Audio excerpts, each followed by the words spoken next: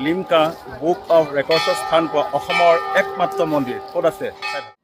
ইয়াত লাখ লাখ কোটি কোটি ঘৰত আছে এনেকুৱা কিছুমান টিলিঙা, বৃহৎ বৃহৎ আকাৰৰ টিলিঙাৰ পৰা সৰু সৰুলৈকে টিলিঙা চাওক। আপোনালোকে তিনিচুকীয়া দুলীয়াজান হৈ আহিব পাৰিব, এইফালে দুলীয়াজান হৈ আহিব পাৰি, আৰু এইফালে ডিব্ৰুগড় হৈ আহিব পাৰি, এইফালে টেঙাখাট ডিব্ৰুগড়। এই মন্দিৰৰ ইতিহাস বিচাৰি এটা কথা গম পালোঁ যে বহু বছৰ আগতে এজন চাহ খেতিয়কে ইয়াৰ আশে পাশে ঘূৰি আছিল। ঘূৰি থাকোঁতে হঠাতে দেখিলে যে এডাল গছৰ মাজৰ পৰাই এটা শিৱলিংগ প্ৰকট হৈ ওলাই আহিছে, আৰু সেইডাল গছ, যিডাল গছৰ মাজৰ পৰা নেকি শিৱলিংগটো প্ৰকট হৈ ওলাই আহিছে। এয়া হ'ল টিলিঙা মন্দিৰলৈ স্বাগতম। আপুনিও চাব পাৰে, আহিব পাৰে। সেই চাহ খেতিয়কজনে উদ্ধতন কৰ্তৃপক্ষক জনালে যে এটা গছৰ মাজৰ পৰা এটি শিৱলিংগ প্ৰকট হৈ ওলাই আহিছে, অৰ্থাৎ এটা মন্দিৰ স্থাপন কৰিব লাগে। আৰু তাৰ পিছতেই সেই বিষয়াগৰাকীয়ে ইয়াতে এটা সুন্দৰ মন্দিৰ স্থাপন কৰি দিলে, আৰু সেই মন্দিৰটো স্থাপন কৰিছিল 1965 চনত। আৰু 1965 চনৰ পৰা আজিলৈকে এই ঠাইলৈ অসম তথা উত্তৰ পূৰ্বাঞ্চল লগতে ভাৰতবৰ্ষৰ বিভিন্ন স্থানৰ পৰা ভক্তসকল আহে, আৰু সকলোৱে মনোবাঞ্ছা লৈ আহে, আৰু ইয়াত পূৰণ হয় বুলি সকলোৱে বিশ্বাস কৰে।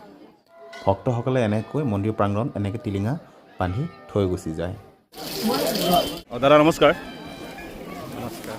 আপুনি ক'ৰ পৰা আহিছে? মই ডিব্ৰুগড়ৰ পৰা আহিছোঁ। ডিব্ৰুগড়ৰ পৰা আহিছে। ডিব্ৰুগড়ৰ পৰা ইয়ালৈ কিমান সময় লাগে? প্ৰায় 1 ঘণ্টা 40 মিনিট। ইয়াত এনেকৈ ৰঙা সূতা মেৰিয়াই থৈ যোৱাৰো নিয়ম আছে। আপুনিও আহক, এনেকুৱা ৰঙা সূতা এডাল বান্ধি থৈ যাব পাৰে।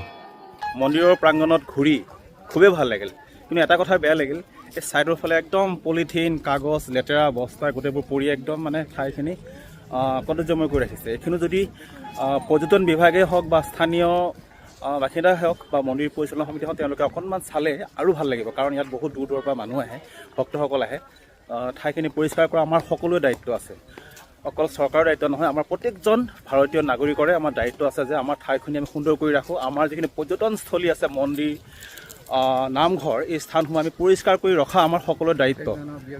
আৰু চাওক কিমান ধুনীয়া ইয়াৰ পৰিৱেশটো, আৰু ধুনীয়া হ'ব যেতিয়াহে আমি এই পৰিৱেশটো আৰু চাফাকৈ ৰাখোঁ। আপোনালোকেও আপোনাৰ ওচৰৰ মন্দিৰেই হওক বা নামঘৰেই হওক, যিকোনো ধৰ্মীয় স্থানসমূহ হওক, এই স্থানসমূহ পৰিষ্কাৰ কৰি ৰাখক, আৰু তেতিয়া মনটো আৰু ভাল লাগিব।